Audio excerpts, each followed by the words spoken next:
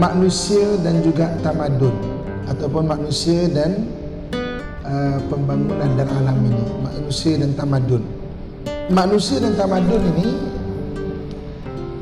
ada tamadun yang telah dihapuskan dan ada juga bangsa yang telah dihapuskan. So manusia dan tamadun ini dia ada 3 bahagian. Yang pertamanya, pernah satu ketika manusia yang membangunkan tamadun, tetapi Allah Subhanahu wa taala telah menghapuskan tamadun ini dengan bangsa-bangsa itu sekali. Okey, jadi yang pertamanya, manusia tamadun ada 3 jenis dia. Yang pertama, ada tamadun yang telah dihapuskan oleh Allah Subhanahu wa taala dan juga dengan bangsa-bangsanya sekali. Antaranya adalah kota Sodom dan kota Gemurah. Kota Sodom dan kota Gemurah ini adalah kota kaum Nabi Lut alaihi salam.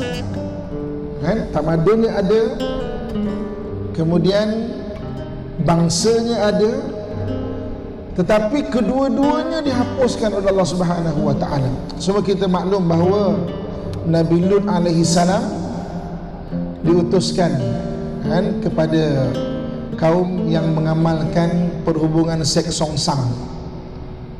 Kaum ini tidak jauh daripada Baitul Maqdis, satu tamadun lain. Dan nama kaum ini ataupun kota ini kota Sodom dan kota Gemurah. Jadi mereka adalah satu orang yang bertamadun, mempunyai bandar. Panjang bandar itu 70 km, luasnya 17 km. Kalau nak ikut zaman dulu, satu bandar yang panjang 70 km, seluas 17 km, maknanya besarlah bandar tu. Ini kalau dulu lah. Kalau nak cerita Shah Alam sekarang memang lagi besar. Ini cerita dulu. Jadi Allah Subhanahu wa taala mengutuskan kepada kaum itu seorang nabi memberi peringatan kepada mereka, dan memang Allah Subhanahu wa taala tidak akan menghapuskan sesuatu kaum melainkan diutuskan mubasyirin wal mundzirin, pemberi kabar gembira dan pemberi peringatan kepada mereka. Jadi dihina-hinanya Nabi Lut alaihi salam, disakiti Nabi Lut alaihi salam, sampai satu pagi Allah Subhanahu wa taala perintahkan Nabi Lut alaihi salam untuk meninggalkan kota Sodom dan kota Gemurah. Maka Nabi Lut alaihi salam meninggalkan kota itu. Allah Subhanahu wa taala perintahkan malaikat diterbalikkan. Bumi itu diterbalikkan. Nak senang faham diterbalikkan dan dihenyak bumi itu. Macam kita hari ini, kita gali tanah, kemudian kita henyak, apa jadi? Tanah itu akan mendap dan tenggelam. Itulah yang jadi pada kota Sodom dan kota Gemurah. Akhirnya dia menjadi tanah yang paling rendah di muka bumi. Maknanya kena koyakkan tanah itu, diambil, diterbalikkan dan dihenyak. Paling rendah di muka bumi, serendah 420 meter di paras laut. Bayangkan, henyak, tak jumpa dah langsung. Cuma ketika Allah Subhanahu wa taala buka teknologi moden kita zaman sekarang ni, ada beberapa peninggalan kota Lut telah ditemui. Antaranya Rosetta Stone. Rosetta Stone tu satu batu. Batu ni menceritakan mengenai tentang kejadian kota ni dalam 3 bahasa. 2 bahasa dah pupus. Satu bahasa yang masih boleh difahami, oleh kerana satu bahasa boleh difahami, akhirnya 2 bahasa lagi ni dapat maknanya dapat dikaji semula. Sebab tu kalau sistem mempelajari bahasa-bahasa asing dekat Eropah dinamakan Rosetta System.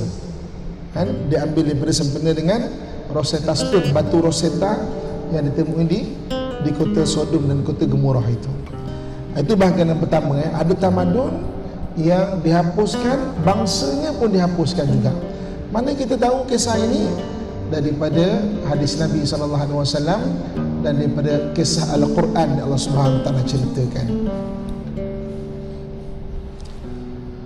Kemudian yang kedua, jenis yang kedua, bab pertama, jenis yang kedua pula, ada pula satu bangsa yang dihapuskan oleh Allah Subhanahu Wa Taala, tapi tamadunnya dikekalkan. Yang tadi dua-dua, tamadun pun habis, bangsa pun habis. Ini bangsa tu dihapuskan oleh Allah Subhanahu Wa Taala, tapi tamadun tu kekal. Antaranya adalah kaum 'Ad, kaum Thamud, kaum Nabi Saleh alaihi salam. Dan kalau kita pergi di Madain Saleh, Madain Saleh sekarang dekat Saudi, atas daripada Madinah, 400 km daripada Madinah, ada satu bandar. Mereka adalah satu kaum yang menebuk bukit dan dibuat rumahnya. Bukit ditebuk, dibuat rumah. Jadi mereka rasa dengan kemahiran yang Allah bagi itu, mereka rasa mereka lah hebat. Maka diutus kaum Nabi Saleh alaihi salam, tapi mereka tolak. Akhirnya dihapuskan kaum ini. Tapi rumah itu ataupun tamadun itu dikekalkan untuk iktibar kita. Ini kalau kita tengok siapa pernah pergi Madain Saleh, bandar yang cantik, kosong. Dan ada sebahagiannya macam sedang buat tapi ditinggalkan oleh manusia. Ada yang tengah tak siap untuk iktibar kita. Begitu juga dengan Fir'aun. Wa Fir'aunu zul autad, kata Allah Subhanahu Wa Taala. Kaum Kipti dah tak ada dah, tapi dikekalkan tamadun dia. Piramid kita dapat lihat sampai sekarang untuk iktibar kepada kita. Bagaimana pembinaan satu ketika dahulu, akhirnya mereka menjadi sombong dan bongkak, mereka ingkar, dan akhirnya Allah Subhanahu Wa Taala hapuskan mereka. Ini yang kedua, jenis yang kedua. Ada bangsanya dihapuskan, tapi tamadunnya masih kita lihat, kita boleh lihat sekarang. Dan yang ketiga, jenis yang ketiga, ada tamadun yang dihapuskan. Tamadun tak ada, tapi bangsa masih kekal. Tamadun tak ada, habis dah tamadun dia, tapi bangsa tu masih ada. Apa dia? Bani Israel. Bani Israel satu bangsa yang tamadun tak ada dah, habis. Bani Israel ni dia mula membina tamadun ketika Nabi Allah Dawud dan Nabi Allah Sulaiman alaihi salam. Jadi Nabi Allah Sulaiman dan Nabi Allah Dawud bukan saja pemimpin tapi raja kepada Bani Israel dan juga sekitar tanah di Baitul Maqdis. Mereka membangunkan banyak mana perkara-perkara lah. Dalam hadis yang disebut bagaimana Nabi Sulaiman alaihissalam, mukjizatnya bukan saja boleh memerintah manusia, haiwan-haiwan, jin pun tunduk kepada pemerintahannya. Dan saya biasa bawa orang pergi Baitul Maqdis. Dekat sebahagian dalam Baitul Maqdis atau Masjid Al-Aqsa ada satu dipanggil penjara jin. Penjara jin. Waktu Imam Al-Aqsa kursuskan saya tentang sejarah Masjid Al-Aqsa, dia kata, Muhammad, sini penjara jin. Ketika zaman Nabi Sulaiman, jin-jin yang ingkar kepada perintah Nabi Sulaiman dipenjarakan di sini. Saya tanya Imam, ada lagi tak jin kat sini?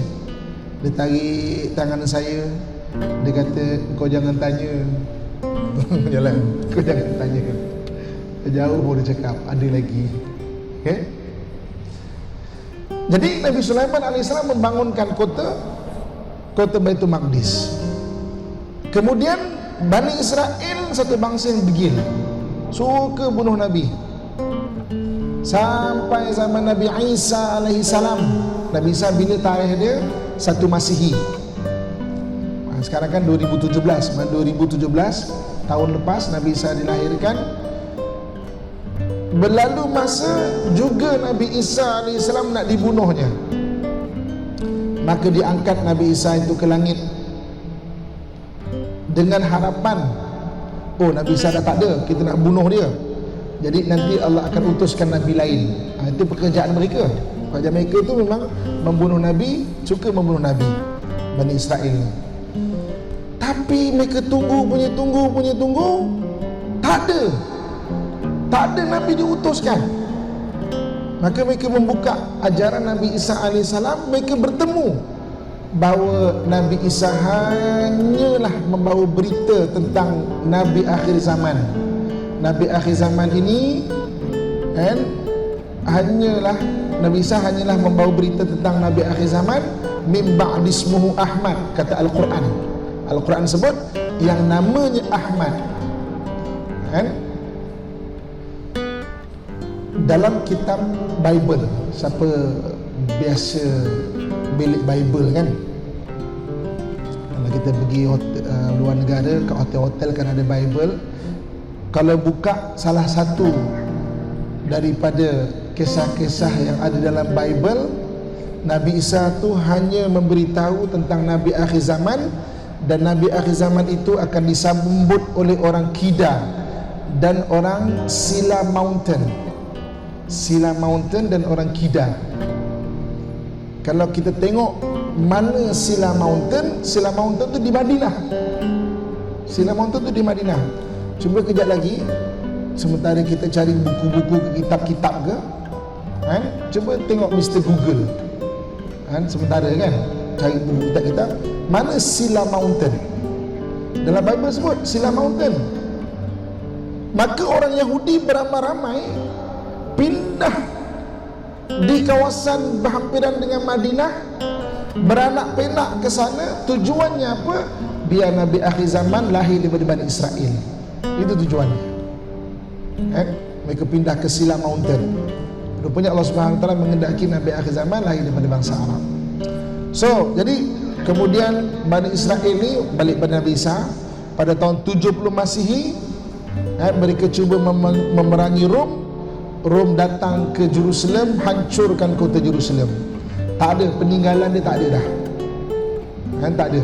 So tamadunnya tak ada, yang tinggal hanya bangsa dia saja. Ini tiga bahagian. Bangsa Yahudi ni satu bangsa yang masih dikekalkan oleh Allah Subhanahu Wa Taala. Dalam hadis Nabi SAW, di akhir zaman nanti dia antara orang yang akan bersama-sama dengan Dajjal. Dajjal kalau keluar nanti, dia adalah orang yang bersama-sama dengan Dajjal dan akan memerangi orang Islam. Maka ketika itu orang Islam, maknanya ketika zaman Dajjal sangat susah, sehingga Allah datangkan Nabi Isa AS untuk memerangi dan membunuh Dajjal. Dan yang menariknya adalah hadis Nabi sebut, Dajjal itu akan dibunuh di satu tempat bernama Babun Lut, di pintu kota Lut. Kota Lut tu 15 km daripada Tal Abib. Kota Lut 15 km daripada Tal Abib. Di situ tempat Dajjal dibunuh. Kota Lut ni dia ada dua pintu, satu pintu barat, satu pintu timur. Ahli ilmu mengatakan Dajjal dibunuh di pintu timur. Sebab dalam hadis Nabi sebut yuqtalud Dajjal bi Babin Lut, secara umum saja. Dajjal akan dibunuh di pintu kota Lut.